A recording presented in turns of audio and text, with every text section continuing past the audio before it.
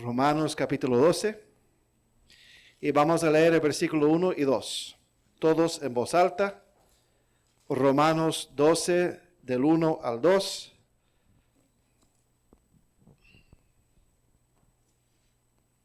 Todos en voz alta.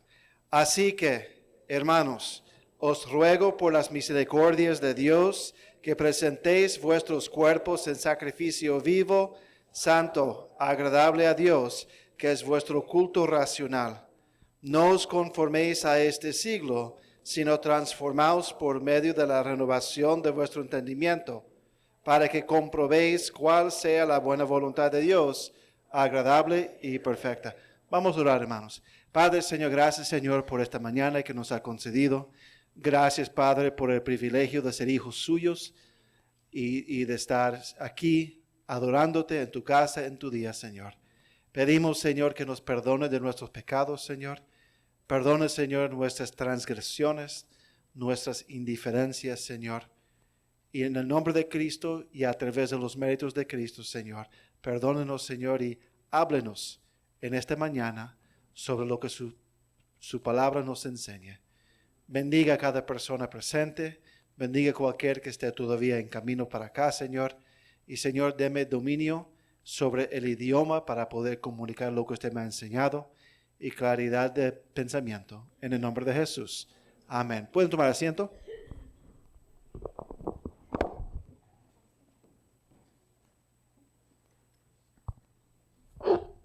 Ok. Romanos 12, 1 al 2, como lo hemos enseñado anteriormente, es el resumen en 2 versículos de cuál debería ser nuestra respuesta a las verdades del Evangelio que están en los primeros 11 capítulos del libro de Romanos. Se dice, los primeros 11 capítulos nos enseña los indicativos del Evangelio y el capítulo 12 en adelante nos enseña los imperativos del Evangelio. El Evangelio tiene consecuencias en acción. No es simplemente verdades teológicas que están registrados para que aprendamos y entonces así aparentamos como gente muy inteligente. No, son verdades que al llegar al corazón conmueven la voluntad y traen responsabilidad. Amén. Y si seguimos del versículo 3 al 8, esto es para dar resumen de lo que hemos aprendido. Del versículo 3 al versículo 8 nos habla de lo que es la iglesia y nuestro papel como miembros, como parte de la iglesia local. Nos enseña cuál es la estructura de una iglesia y cómo una iglesia funciona como un cuerpo en unidad, teniendo diversidad de miembros, con dones diferentes para el ministerio otorgados por Dios. Entonces, y la razón por la cual creo el Señor a través del apóstol Pablo nos enseña, la razón por la cual el primer contexto de los imperativos es la iglesia, es porque realmente la iglesia es el campo, es el lugar donde el creyente ejerce sus dones y su función como cristiano mayormente. Amén. O sea, Cristo ha fundado y está edificando una iglesia. Y por eso comienza en el versículo 3 al 8 con la iglesia. Pero del versículo 9 en adelante ya llega al nivel más personal. Y como uno, siendo miembro de la iglesia local, debería pensar y debería actuar. Del versículo 9 en adelante. El versículo 9 para resumen. El amor sea sin fingimiento. Aborreced lo malo. Seguid lo bueno. Ya hemos enseñado esto. Versículo 10. Amaos los unos a los otros con amor fraternal. En cuanto a honra, prefiriéndoos los unos a los otros. Versículo 11. Y esto fue lo que aprendimos la última vez. En lo que requiere diligencia. Y aprendimos que hay mucho en la vida cristiana que requiere diligencia. En lo que requiere diligencia, no perezosos. Amén. En lo que requiere diligencia, no perezosos, al contrario, fervientes en espíritu. ¿Con qué conclusión? ¿Con qué fin? Sirviendo al Señor. Hoy día vamos a seguir en la mañana con el versículo 12 y en la tarde con el versículo 13. Gozosos en la esperanza, sufridos en la tribulación, constantes en la oración. Esta mañana vamos a mirar a este versículo, mis hermanos, que contiene verdades tan importantes para la vida del cristiano de manera general, pero también a la luz de lo que está sucediendo alrededor de nosotros en los Estados Unidos y en el mundo y lo que está por venir. El versículo 12 nos enseña verdades que son aplicables a la vida individual de cada cristiano de manera general en la existencia humana, pero también a la luz de lo que está sucediendo en nuestra sociedad, en nuestro mundo y también en lo que está por venir, lo que el pastor comentó en los saludos. Amén. Entonces, nuestro texto central para hoy día será el versículo 12. Gozosos en la esperanza, sufridos en la tribulación, constantes en la oración. Este versículo nos enseña tres verdades, si quiere apuntarlos. Primero, hay que estar gozosos en la esperanza. Hay que ser gozosos, no estar, ¿cierto? Ser gozosos en la esperanza. Hay que ser sufridos en la tribulación y hay que ser constantes en la oración. Estas tres verdades parecen como que si fueran separados, distintos el uno al otro, pero la verdad de las cosas es que están conectados. Y se podría considerar de manera individual, pero en todos los comentarios que yo leí, todos comentan que son relacionados el uno al otro. Y el centro de los tres es la palabra tribulación. ¿Ok? El centro del enfoque de este versículo 12 es el contexto, es la realidad, es la verdad de la tribulación. Esto es la realidad que aunque nosotros como cristianos, aunque nosotros somos cristianos, aunque nosotros somos salvos, aunque nosotros tenemos el privilegio de ser adoptados como hijos de Dios, aunque nosotros somos nacidos de nuevo, aunque nosotros tenemos el Espíritu de Dios morando dentro de nosotros, nosotros todavía no estamos a donde vamos a llegar. Y vivimos en un mundo quebrantado por el pecado. Un mundo dañado por el pecado. Y la verdad es que el cristiano enfrenta tribulación en este mundo porque no hemos llegado al cielo. Hay una realidad para el cristiano, mis hermanos, no sé cómo decirlo bien en español, pero que vamos a llegar, pero no todavía. Tenemos como un pie en el cielo, pero otro pie aquí en la tierra todavía. Tenemos algún aspecto de la salvación, la adopción, el perdón de pecados, el ministerio del Espíritu Santo en nuestra vida, pero todavía no hemos llegado, no hemos realizado la plenitud de lo que es la salvación. No sé si entiende lo que quiero decir. Como que estamos en dos mundos a la vez. El mundo del cielo y el mundo de la tierra. Disfrutamos, participamos en la naturaleza divina a través del Espíritu Santo en este momento, pero todavía estamos aquí en la tierra. ¿Cuántos de nosotros en nuestra vida hemos deseado, Señor, llévame ahora para estar en su presencia? Ese deseo de estar con Él, pero la realidad es que todavía estamos aquí. Y eso es la tensión de la experiencia, de la existencia del cristiano. Ahora, ¿qué significa esta palabra tribulación en el versículo 12? Hace calor aquí. ¿Qué significa esta palabra tribulación en el versículo 12? Bueno, como el pastor dijo en los saludos, nos gustamos de figurear como expertos del griego. Amén. Entonces, la palabra en el griego es tilipsis. Repite conmigo, tilipsis. No telipton, tilipsis. Porque telipton es una tribulación para el pastor. Amén. Tilipsis.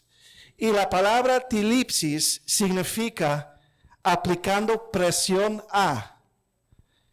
Es como esto.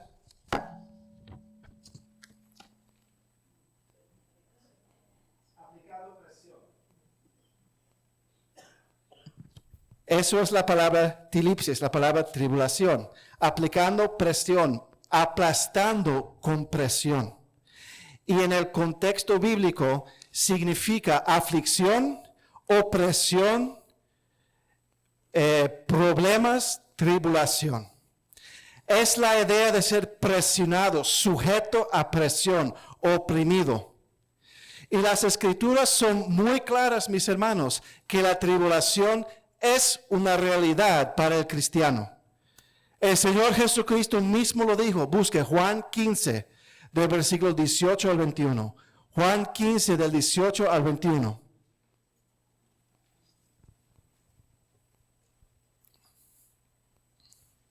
Juan 15, del 18 al 21.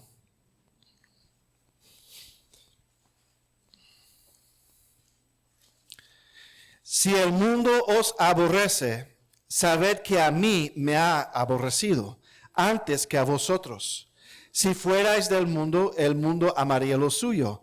Pero porque no sois del mundo, antes yo os elegí del mundo. Por eso el mundo os aborrece. Acordaos de la palabra que yo os he dicho. El siervo no es mayor que su Señor. Si a mí me han perseguido, también a vosotros os perseguirán. ¿Cuánto persiguieron a Cristo? Muchísimo. Hasta la cruz. Trataron de apedrear a Cristo, trataron de agarrar a Cristo, la gente insultaba a Cristo, la gente rechazaba a Cristo. Algunos decían que Cristo era loco, algunos mentían y decían que Cristo era un blasfemador. Y entonces, si a Cristo persiguieron, también a nosotros nos perseguirán. Amén. Sigamos. Si han guardado mi palabra, también guardará la vuestra. Mas todo esto os harán por causa de mi nombre, porque no conocen al que me ha enviado. Entonces, Cristo dijo que el mundo iba a aborrecer a nosotros. Y por eso entonces el cristiano experimenta tribulación.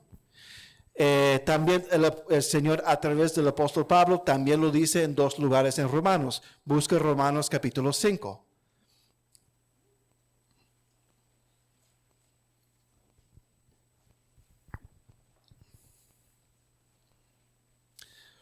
Romanos capítulo 5. Justificados pues por la fe, tenemos paz para con Dios por medio de nuestro Señor Jesucristo, por quien también tenemos entrada por la fe a esta gracia, en la cual estamos firmes y nos gloriamos en la esperanza de la gloria de Dios. Versículo 3. Y no solo esto, sino también nos gloriamos en las tribulaciones, sabiendo que la tribulación produce paciencia, y la paciencia prueba, y la prueba esperanza, y la esperanza no avergüenza, porque el amor de Dios ha sido derramado en nuestros corazones por el Espíritu Santo que nos fue dado. Entonces, según el versículo 3, también nos gloriamos en la tribulación, en las tribulaciones. El cristiano experimenta tribulaciones y Dios lo usa, y el Señor las usa para afinar, para purificar, para madurar a su pueblo. ¿Por qué? Porque la tribulación produce paciencia, y la paciencia prueba, y la prueba esperanza, y la esperanza no avergüenza. Entonces, ¿cuántos aquí faltan paciencia? Levanta la mano. Cuidado entonces, porque el Señor usa tribulaciones para producir paciencia. Mejor que aprenda a ser paciente sin las tribulaciones. Amén. Entonces, también Romanos capítulo 8, versículo 16. Romanos 8, 16.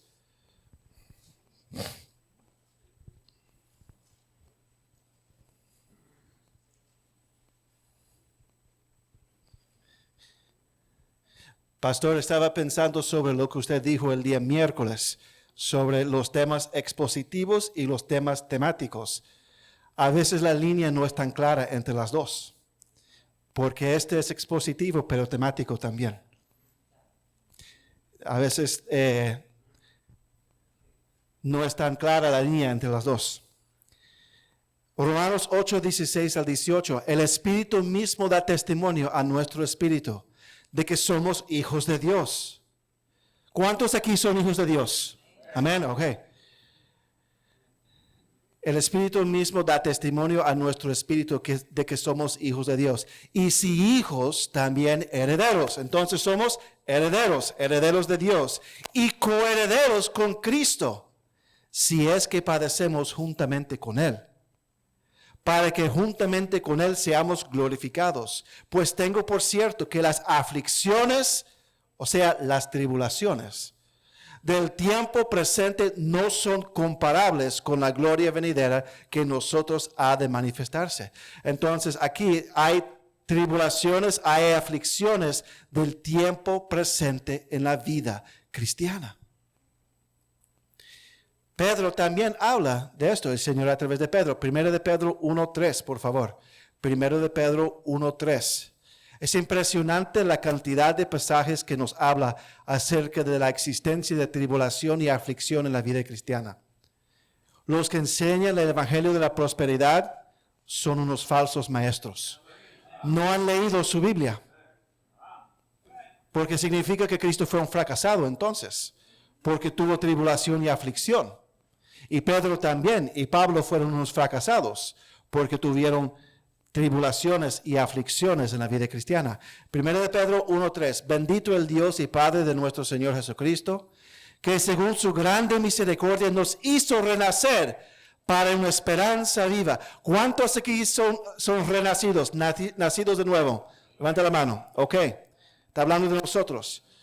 Nos hizo renacer para una esperanza viva por la resurrección de Jesucristo de los muertos, para una herencia incorruptible, incontaminada e inmarcesible, reservada en los cielos para vosotros. Hermanos, tenemos una herencia guardada en el cielo para nosotros, que sois guardados por el poder de Dios mediante la fe, para alcanzar, o sea, para recibir en el día postrero la salvación que está preparada para ser manifestada en el tiempo postrero. Amén. ¿Cuántos dicen amén? Amén. ¿Cuántos están contentos? Amén. Versículo 6. En lo cual vosotros os alegráis, están contentos. Aunque ahora por un poco de tiempo, si es necesario, tengáis que ser afligidos. Atribulado, ¿se puede decir así? En diversas pruebas, para que sometida a prueba, a tribulación, vuestra fe, mucho más preciosa que el oro, el cual aunque perecedero se prueba con fuego, sea hallada en alabanza, gloria y honra cuando sea manifestado Jesucristo. O sea, tenemos tantas cosas lindas por venir siendo cristianos y experimentamos tantas cosas lindas como cristianos, pero como una rosa tiene sus espinos. Amén. Y tenemos y experimentamos tribulaciones. Primera de Pedro 4:12, por favor. Primera de Pedro 4:12 al 13. Amados, no os sorprendáis del fuego de prueba que os ha sobrevenido, como si alguna cosa extraña os aconteciese, sino gozaos por cuanto sois participantes de los padecimientos de Cristo, para que también en la revelación de su gloria os gocéis con gran alegría. Podemos dar cuenta de que las tribulaciones tienen un propósito. No son al azar. ¿Se dice así? ¿Al azar? No son eventos sin propósito, sin intención, sin meta. Son casuales. No. Las tribulaciones vienen a la vida del creyente, por lo menos con dos propósitos. Y lo hemos visto. Para madurar el creyente. Para que su fe sea sujeta a prueba de fuego. Para purificar su fe. Y segundo, para participar en los padecimientos de Cristo. Se ve en varios versículos la idea de que a través del sufrimiento como cristiano tenemos una comunión más estrecha con el Señor porque participamos en el sufrimiento del Señor. ¿Me entienden? Un ejemplo. Alguien que ha pasado por cáncer, cuando ve otra persona que está pasando por cáncer, entiende. Vamos a decir mejor así. Por ejemplo, mi esposa pasó por cáncer y ella pasó por quimioterapia y todo eso. Yo no entiendo realmente la experiencia por la cual mi esposa pasó. Yo estuve presente, yo observé, yo la atendía, yo la cuidaba, yo la acompañaba a las sesiones de quimioterapia.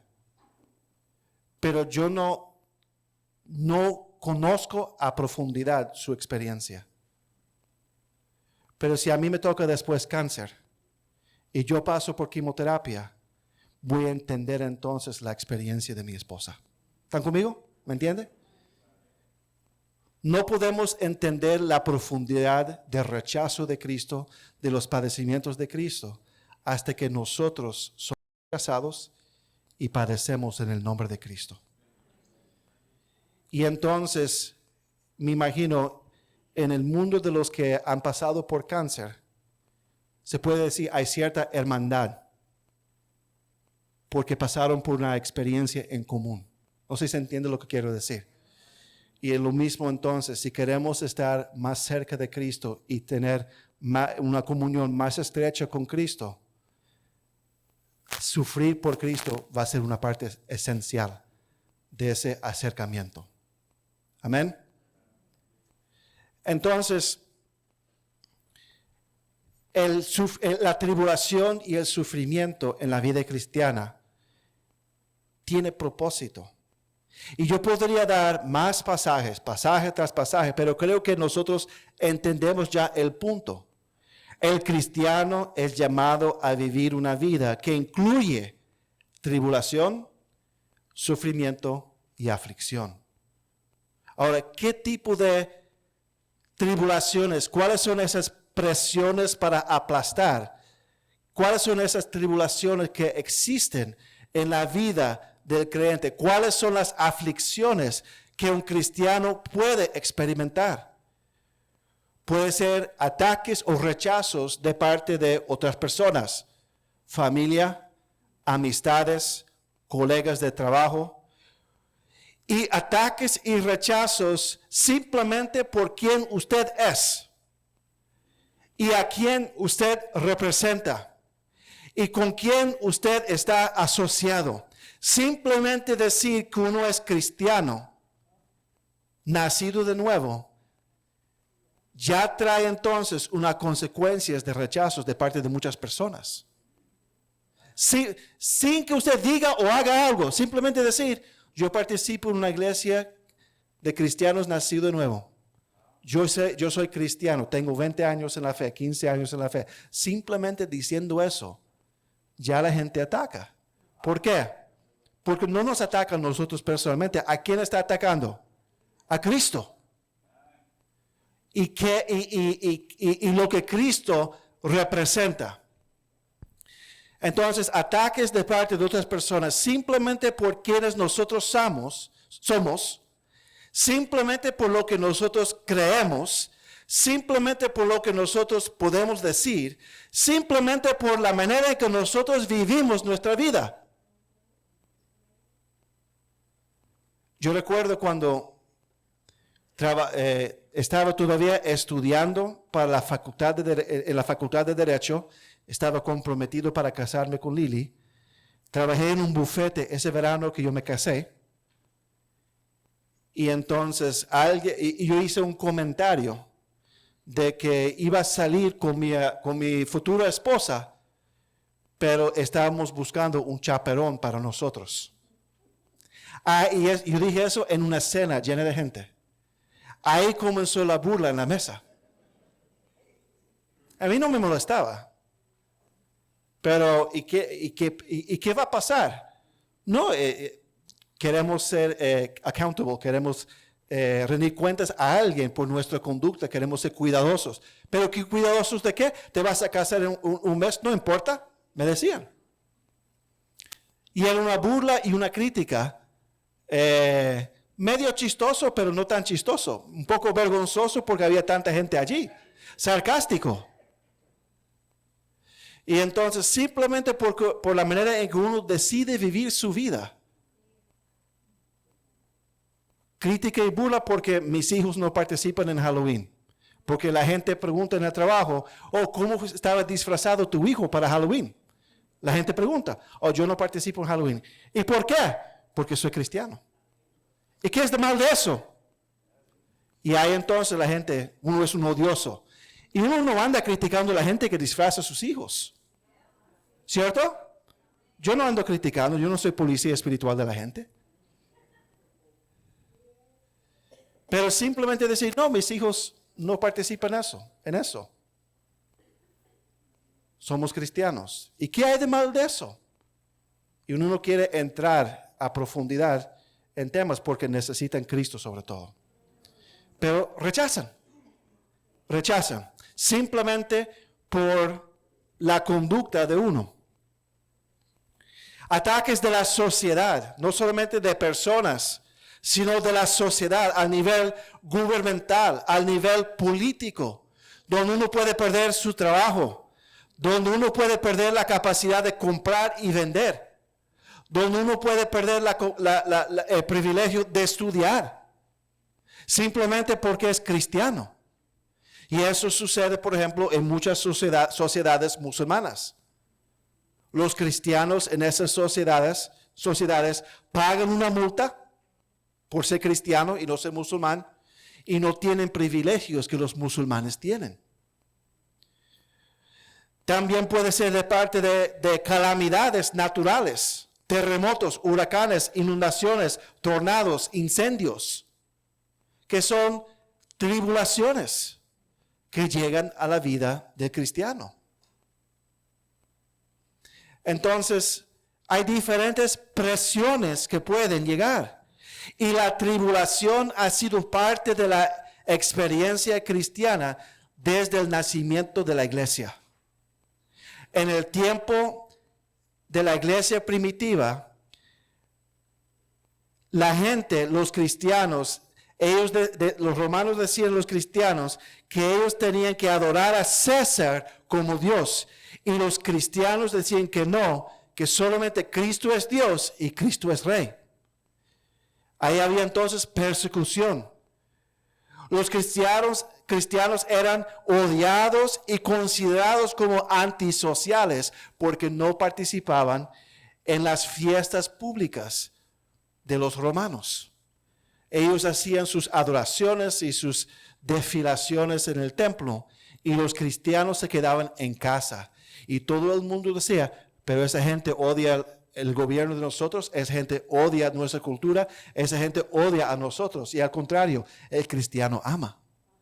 Pero eran difamados como antisociales porque rechazaban las prácticas paganas de los romanos. Me imagino que debe ser muy difícil ser cristiano en México, en esos pueblos pequeños, donde cuando hacen las fiestas a los santos y hacen una recolecta de la gente en el pueblo para la fiesta, y un cristiano diga que no quiere apoyar eso, todo el mundo se pone en contra de ese cristiano. Me imagino que es así. Mis hermanos mexicanos, ¿es así? Sí. Muy difícil. También en la iglesia primitiva eran difamados, decían que eran personas caníbales, y también que practicaba el incesto, incestuosos. ¿Por qué? Porque decían, distorsionaban el significado de la Santa Cena, cuando Cristo dice, comed mi cuerpo y bebe mi sangre. Entonces ellos interpretaban eso de manera literal y decían que los cristianos bebían sangre y comían la carne del ser humano. Y cuando un esposo decía que su esposa era su hermana, diciendo en la fe, decían que los cristianos entonces practicaban incesto y que se casaban entre hermanos, literalmente. O sea, es cierto, pastor, decían eso. Y hoy en día la sociedad difama al cristiano.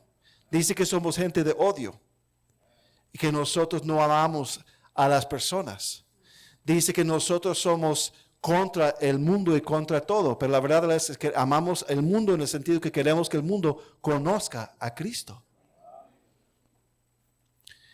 Entonces, tribulación, presión, sufrimiento, siempre ha sido parte de la experiencia de la iglesia desde su nacimiento.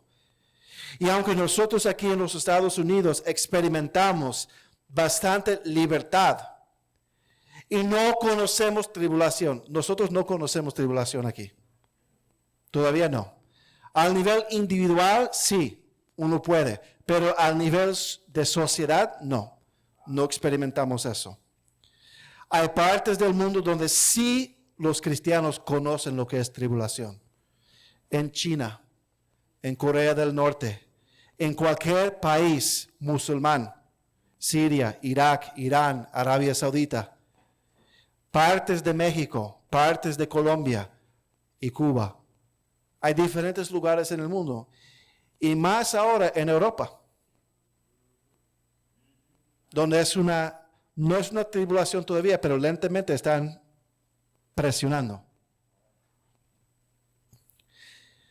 Y las escrituras, mis hermanos, nos enseñan que habrá gran tribulación en el futuro. Y no importa su punto de vista en el rapto, cuando sucede el rapto, porque la verdad de las cosas van a ponerse peor con el tiempo. Sea en el gran tribulación o antes, en los dolores de parto, los dolores que vienen antes, nosotros vamos a experimentar tribulación, presión. La verdad es que con el pasar del tiempo vamos a ser sujetos a más y más presión, tribulación, opresión, mientras el tiempo progresa hacia la segunda venida de Cristo. Entonces, mis hermanos, ¿cuál debería ser nuestra respuesta a tribulación? ¿Cómo deberíamos enfrentar tribulación? Mi pregunta es, ¿estás preparado en este momento para enfrentar tribulación? ¿Estás en este momento preparado para enfrentar tribulación? Yo creo que la mayoría de nosotros, incluyéndome a mí, no estamos preparados.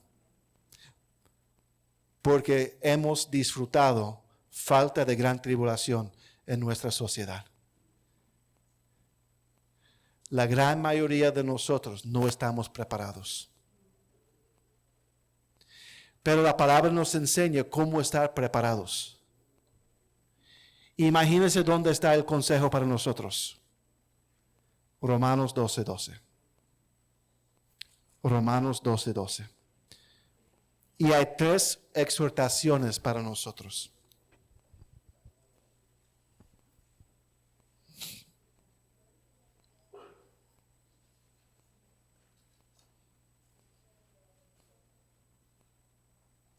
La primera respuesta a la tribulación es ser gozosos en la esperanza. Gozarse, estar gozosos, ser gozosos en la esperanza. Deberíamos regocijarnos en la esperanza cuando nos enfrentamos a tribulación. Ahora, ¿cuál es la naturaleza de esta esperanza? ¿Qué queremos decir con la palabra esperanza?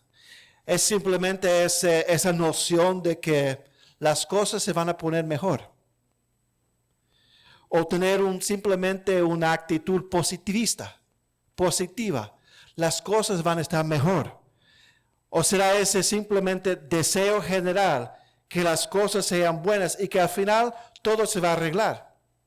No, eso no es la palabra esperanza aquí en este versículo. La palabra griega es la palabra elpis. Elpis. Sí. Y significa la expectación de algo bueno. Y en el sentido cristiano, la expectación de la salvación eterna. Ese sentido de expectación. Algo definido, algo concreto y algo que sí va a suceder. ¿Cuántos de nosotros cuando éramos niños nos regocijábamos en la esperanza del día de Navidad? Amén. Y que llegaba el 1 de diciembre y ya uno estaba contando los días. Y uno pensando, ¿y qué me van a regalar? ¿Y qué vamos a comer en esa gran fiesta de la Nochebuena? ¿Y quién va a visitarnos? ¿Con quién estaremos? Esa gran expectación de celebración y de bendición. Y uno contaba los días. Y uno estaba regocijando porque estaba seguro que lo que se anticipaba iba a venir. Se iba a concretizar. Y entonces es lo mismo con la salvación. El que sí tiene fe, por convicción, sabe que las promesas en la palabra de lo que es la vida eterna y todas las bendiciones espirituales mencionadas en Efesios capítulo 1, eso se van a concretizar en nuestra vida y ser reales y no simplemente ideas en papel. Van a ser reales y lo vamos a ver un día, esa expectación, y emocionarse con esa expectación de algo concreto, real y seguro que va a venir. Eso es regocijarse en la esperanza.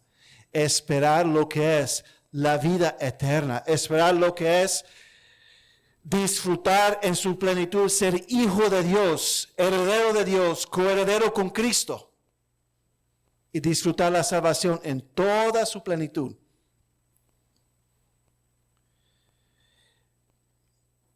Y lo que es importante de esta expectación es que es una expectación segura, que uno no duda que lo que se espera va a venir. Y aunque uno no sabe cuándo va a venir, sí sabe que va a venir. Y eso es esperanza, elpis, la esperanza que se dice aquí. Y si miramos los versículos de los padecimientos que vimos acerca de la tribulación que vimos antes, siempre se mencionaba en conjunto con esa tribulación presente la esperanza futura. Busquen sus Biblias de nuevo, Romanos 5:1 al 5. Romanos 5:1 al 5. Romanos 5:1 al 5.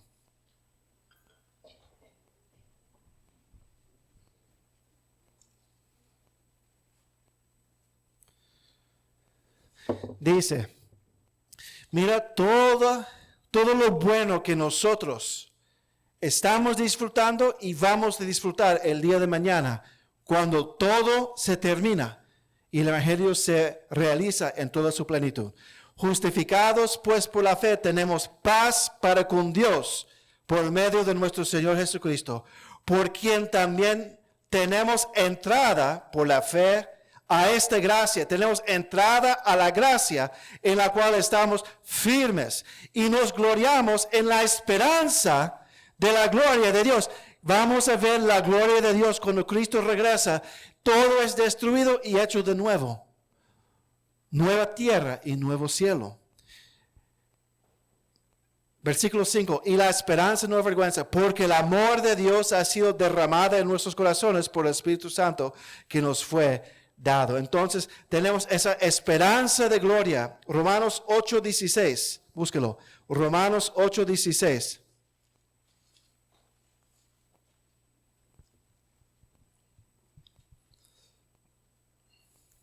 El Espíritu mismo da testimonio a nuestro espíritu de que somos hijos de Dios y si hijos también herederos. Herederos de Dios y coherederos con Cristo, si es que padecemos juntamente con Él. Para que juntamente con Él seamos glorificados. Vamos a ser glorificados con Cristo.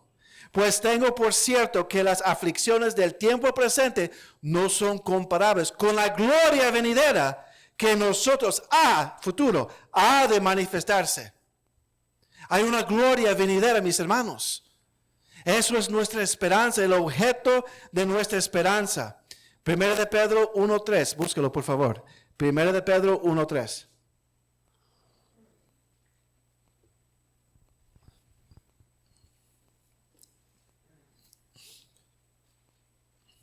Bendito el Dios y Padre de nuestro Señor Jesucristo, que según su grande misericordia nos hizo renacer.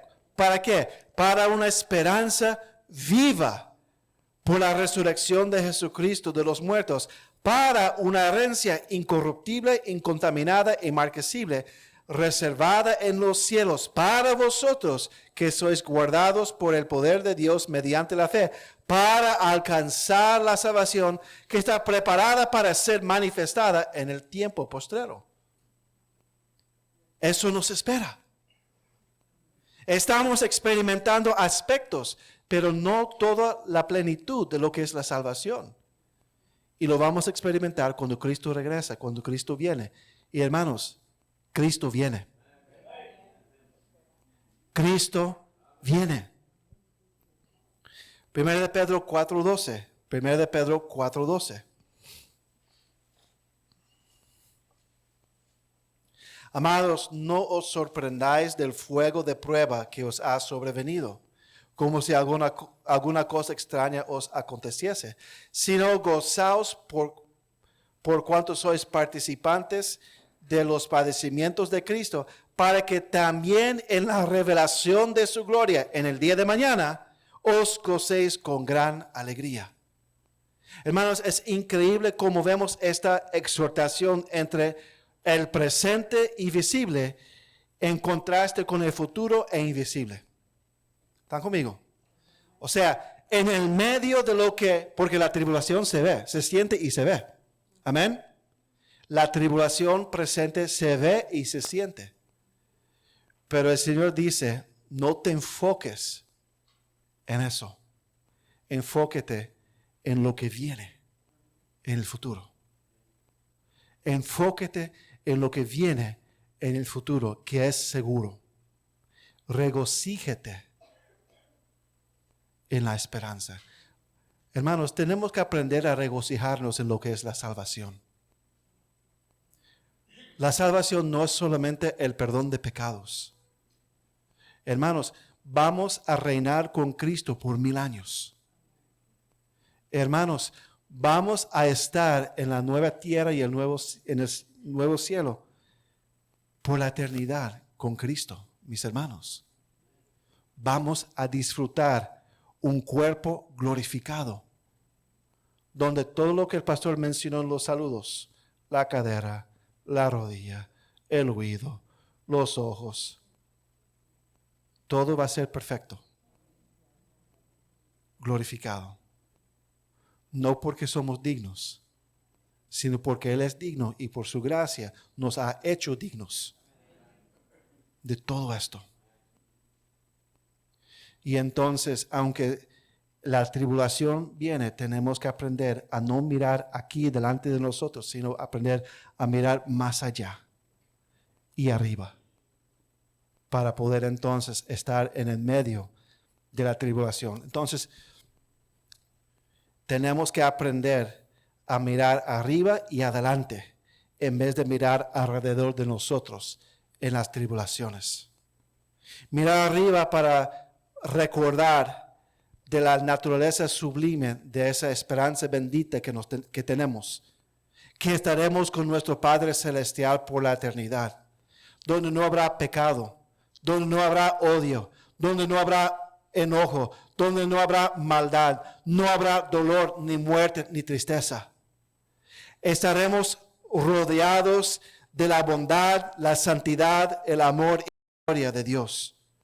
Estaremos en la presencia de nuestro Señor y junto con otros creyentes. Hermanos, tenemos que aprender a anticipar la segunda venida de Cristo con gozo. Piensa acerca de lo que Cristo hizo, y no hay que buscarlo en Hebreos 12:2. Puesto los ojos en Jesús, el autor y consumador de la fe, el cual por el gozo puesto delante de él, sufrió la cruz, menospreciando el oprobio, y se sentó a la diestra del trono de Dios. Hermanos, él miró el gozo puesto por delante y no se enfocó en la cruz. La cruz simplemente era un paso en el camino hacia ese gozo. Y la tribulación simplemente es un paso en ese camino hacia la esperanza. Amén. Entonces, primero, mis hermanos, gozarnos en la esperanza.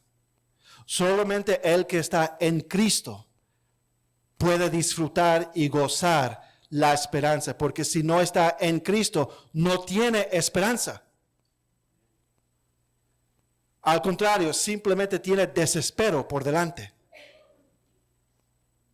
Y nosotros que estamos en Cristo, aprender entonces a disfrutar y anhelar que todo esto se acabe. Si usted prefiere estar aquí en la tierra de que estar con Cristo por la eternidad, tiene serio problema. Si usted tiene tesoros aquí a los cuales te aferres y vas a tratar, cuando se hace el rapto, vas a tratar de llevar tu carro contigo en el rapto o tu casa contigo en el rapto, mejor Cristo te deja aquí entonces en la tierra para la tribulación.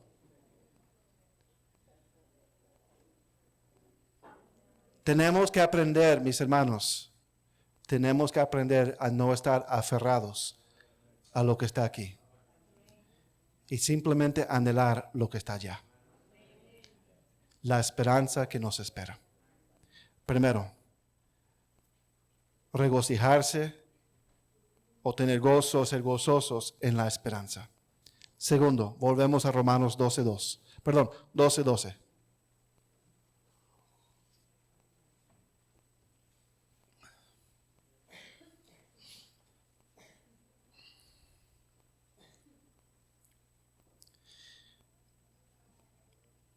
Tenemos que ser sufridos en la tribulación.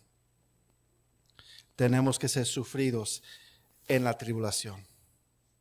La palabra sufrido en el griego es la palabra hipomeno y significa quedar por debajo de o detenerse y quedarse, y en el contexto bíblico significa perseverar, tener paciencia, aguantar, sufrir. O sea, cuando dice sufrir, no es tanto experimentar lástima al cuerpo, dolor, sino la idea es aguantar, soportar, tener paciencia. Vamos a hacer una ilustración, porque la idea literal es no ser movido, no moverse. Entonces, Nathanael, venga. Nathanael representa tribulación. ¿Cómo estás, tribulación? ¿Mal?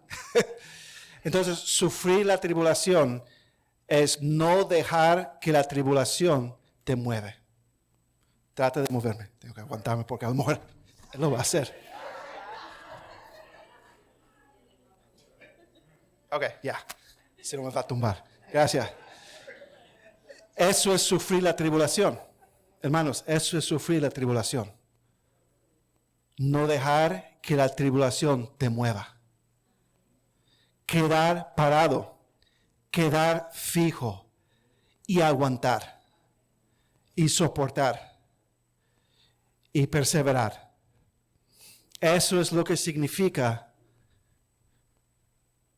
sufrir. Hay que sufrir la tribulación. Y la idea en su concepto más básico es no huir y quedarse. Y con esta actitud significa ser paciente con, sufrir, aguantar, soportar. Y con toda la presión que viene con la tribulación, mis hermanos, nuestro deseo natural es huir, es mover, es correr. ¿Y cuáles son las maneras en que nosotros podemos huir o correr de las tribulaciones? Cuando nosotros rendimos, cambiamos nuestras convicciones para que ya no tengamos razón o motivo de recibir presión. Amén. La idea es una manera en que nosotros podemos huir o mover frente a la tribulación es acomodar a la tribulación, rindiendo, entregando, negando nuestras convicciones, para que entonces quita en nosotros el motivo de la tribulación sobre nosotros.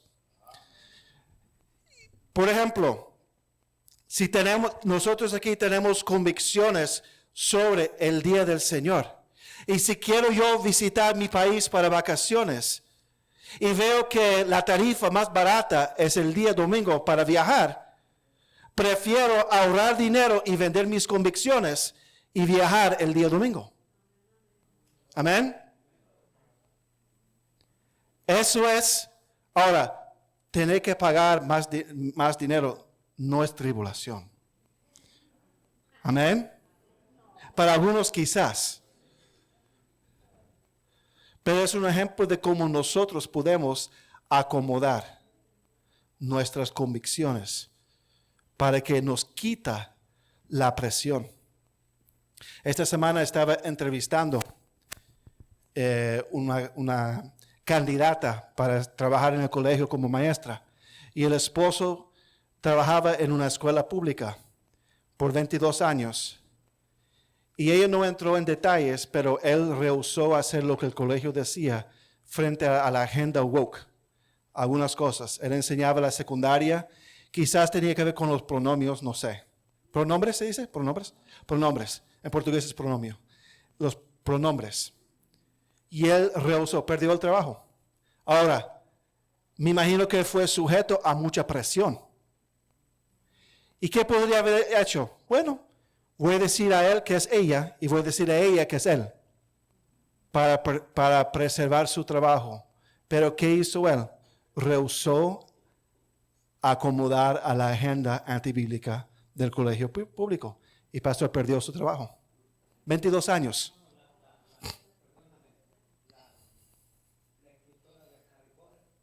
Sí, imagínense.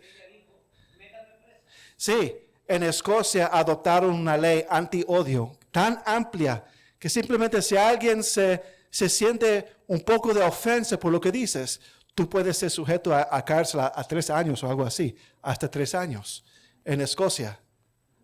Y entonces esta mujer, y es increíble porque cuando yo llegué a la fe, muchos cristianos no les gustaban esta mujer porque escribió Harry Potter. Pero ahora ella no es que es celebrada por los cristianos, pero creo que de alguna forma respetada ahora. Porque ella dice, no, un hombre que se cree mujer no es mujer. Es un hombre que se cree mujer. Y entonces todo el mundo se ha puesto en contra de ella. Y ella dijo que me echen en la cárcel porque ella es escocés. Que me echen en la cárcel entonces. Yo digo de nuevo que no apoyo que los hombres que se dicen mujeres, que sean tratados como mujeres, no son mujeres.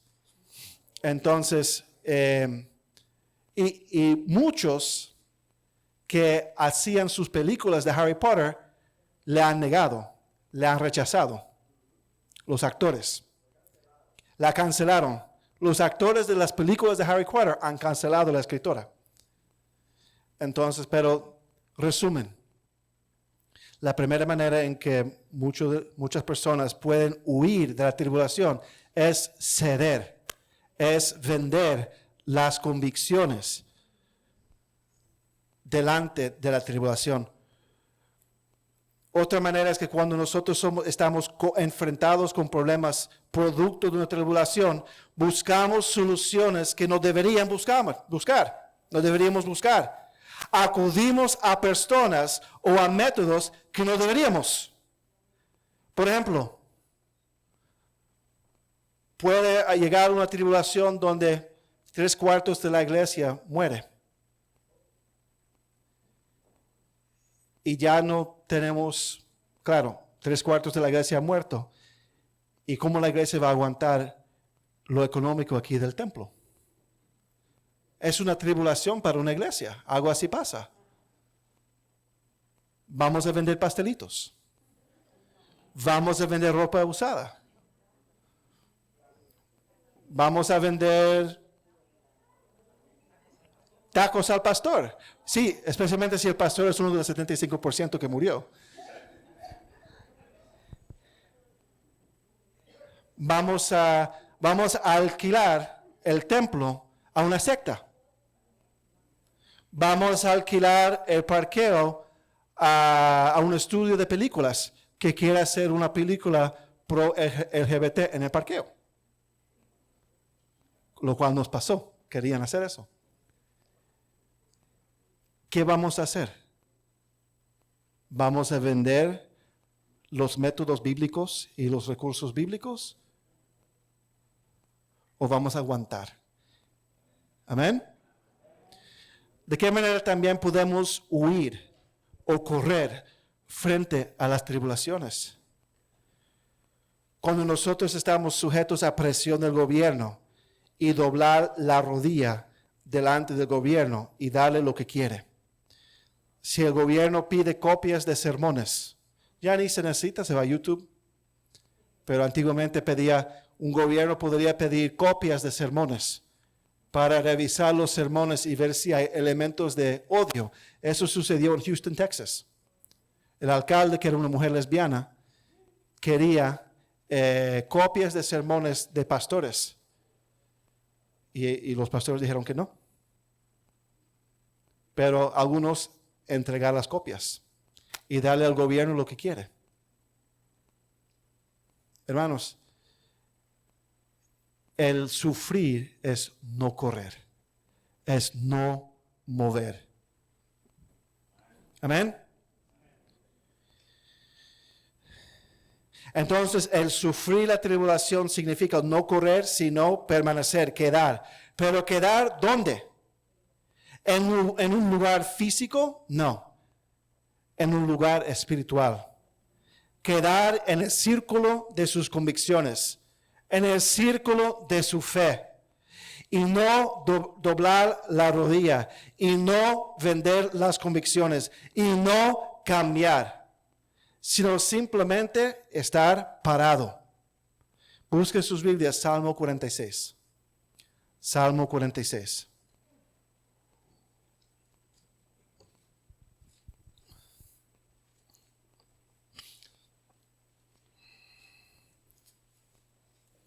Salmo 46. Dios es nuestro amparo y fortaleza, nuestro pronto auxilio en las tribulaciones. Por tanto, no temeremos, aunque la tierra sea removida y se traspasen los montes al corazón del mar, aunque bramen y se turban sus aguas y tiemblan los montes a causa de su braveza. Del río sus corrientes alegran la ciudad de Dios, el santuario de las moradas del Altísimo. Dios está en medio de ella.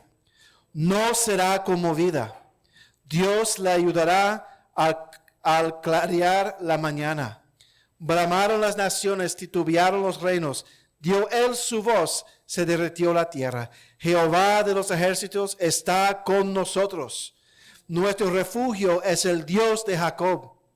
Venid, ved las obras de Jehová, que ha puesto asolamientos en la tierra, que hace cesar las guerras hasta los fines de la tierra, que quiebra el arco, corta la lanza y quema los carros en el fuego. Estad quietos. Y eso es el consejo, hermanos. Estar quieto en la tribulación. Estar quietos y conocer que yo soy Dios. Seré exaltado entre las naciones, enaltecido seré en la tierra. Jehová de los ejércitos está con nosotros. Nuestro refugio es el Dios de Jacob. Vemos aquí que el salmista estaba en mucha tribulación y la exhortación es simplemente estar quieto, pero también conocer que el Señor es Jehová. Vez tras vez vemos que nosotros debemos estar quietos debemos ser pacientes, debemos de sufrir la tribulación, pero no por nuestra fuerza. Cuando Natanael me empujaba, él siendo tribulación, era con mi fuerza de las piernas que yo le resistía. Pero en la tribulación nosotros no podemos resistir en nuestra propia fuerza. La ilustración sería simplemente Natanael empujando de un lado y otro siendo Dios aguantándome para estar firme y parado. Porque el Señor está con nosotros en la tribulación. Vez tras vez vemos que debemos de estar quietos, pacientes y sufrir la tribulación, pero no por nuestra fuerza, sino sabiendo que el Señor, el mismo Señor sobre el cual nosotros regocijamos en la esperanza del futuro, Él está con nosotros en el presente. Y Él es nuestro refugio. Y en Él podemos hallar protección, fortaleza, ayuda en el medio de la tribulación. Ahora, mis hermanos, esto no significa que nosotros no debemos de ser prudentes y tomar medidas para protegernos y para ejercer nuestros derechos para defendernos como cristianos. Si el ejército viene a su casa para buscarte, no veo problema en que te huyes. Pero si ellos te cachan, estar quieto en el Señor. Si el gobierno toma alguna acción injusta contra usted y tienes derechos para hacer un reclamo, una demanda contra el gobierno, haga un reclamo contra el gobierno. Pero si uno pierde, entonces, estar quieto en ese momento. Pastor.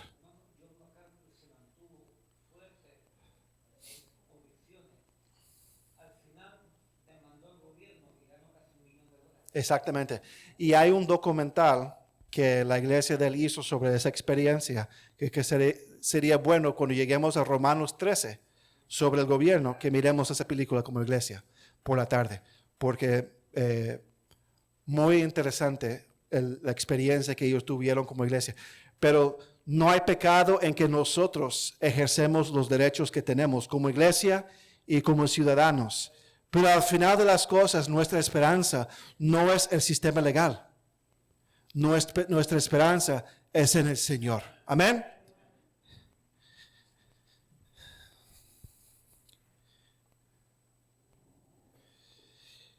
Hermanos, hermanas, somos llamados a ser pacientes, a esperar en el Señor en el medio de la tribulación, en el medio de esa presión que inevitablemente viene a nuestra vida cristiana. Hermano, hermana, no se mueva. Quédese. No vende sus convicciones. No abandona su comunión con el Señor. No te apartas de su congregación y de estar juntos con otros en la fe. Al contrario, las tribulaciones deberían hacer lo opuesto. Deberíamos de obligar y motivar a buscar refugio en el Señor más que nunca. En el centro de la fe, en el centro de la voluntad de Dios, en el centro de las Escrituras, en el centro de la oración, en el centro de la congregación, en el centro de la comunión con otros hermanos, para animar a los unos a los otros y para apoyar a los unos a los otros. La tribulación debería hacernos acercar al Señor y no alejarse del Señor. Amén. Entonces, primera respuesta, regocijarse en la esperanza. No mire alrededor en la tribulación. mira arriba y mira adelante. Segundo, sufrir la tribulación. No se mueva, no huye, no corre. Si vas a correr, corre al Señor. Y en su fortaleza, Él nos mantendrá parados. Y tercero, constantes, hay que ser constante en la oración. Romanos 12:12.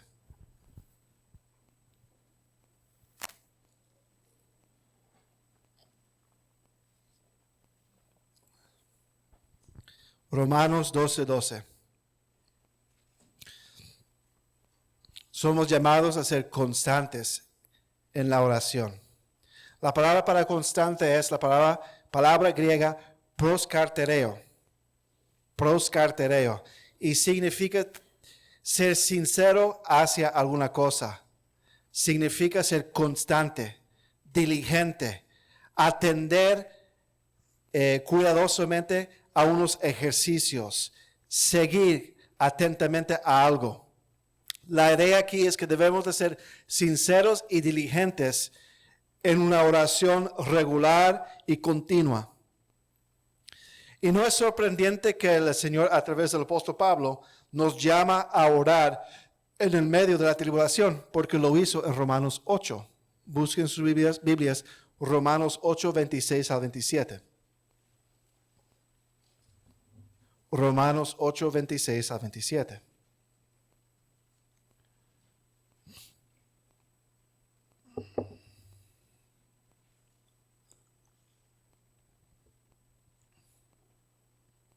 Y de igual manera el Espíritu nos ayuda en nuestra debilidad. Aquí cuando habla de la debilidad, es la debilidad en la humanidad del ser humano, pero también en la tribulación.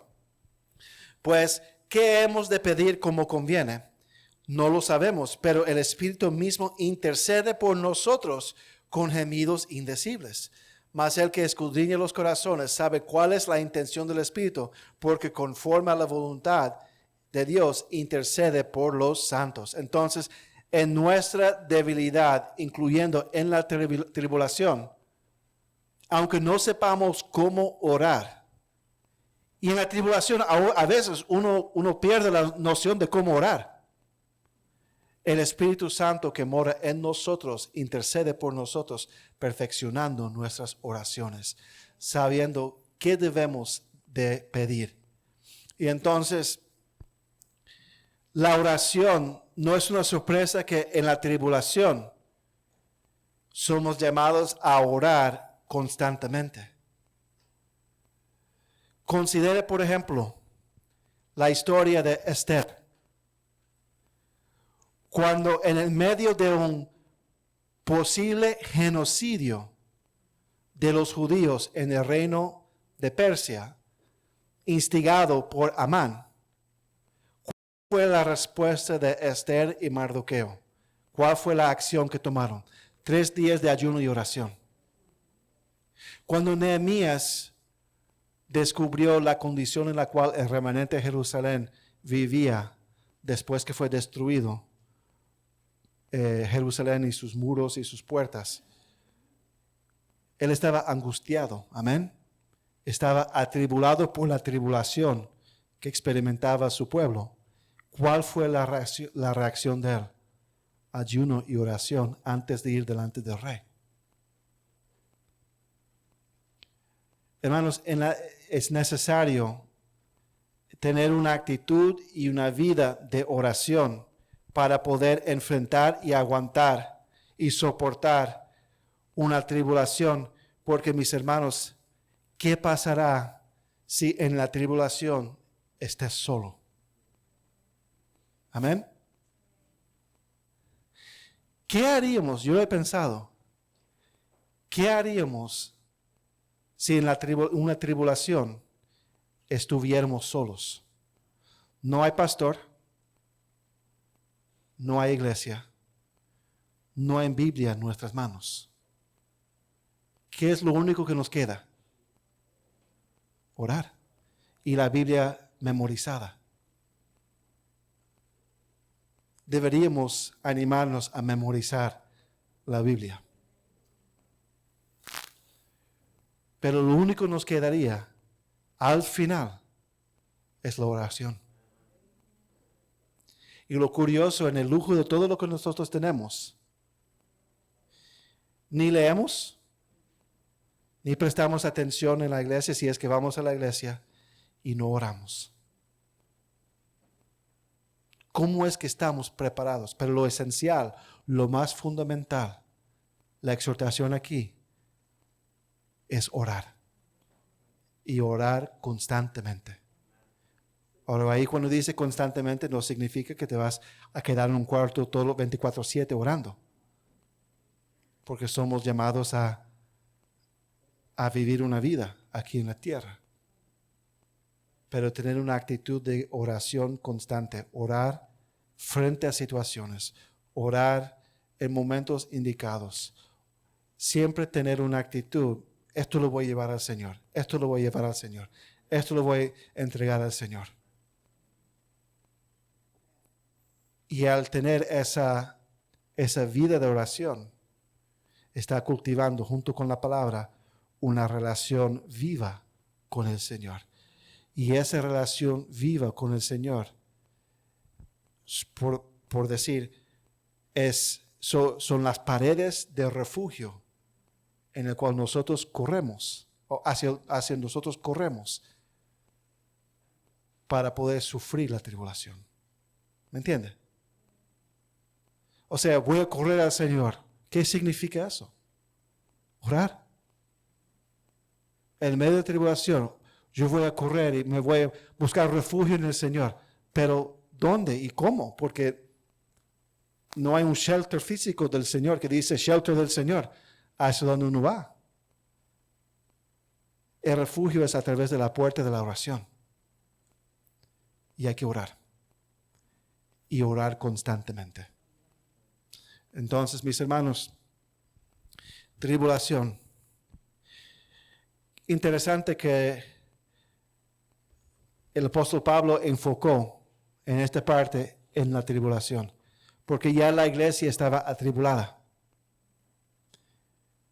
Y el Señor sabía las tribulaciones más grandes que venían a la iglesia.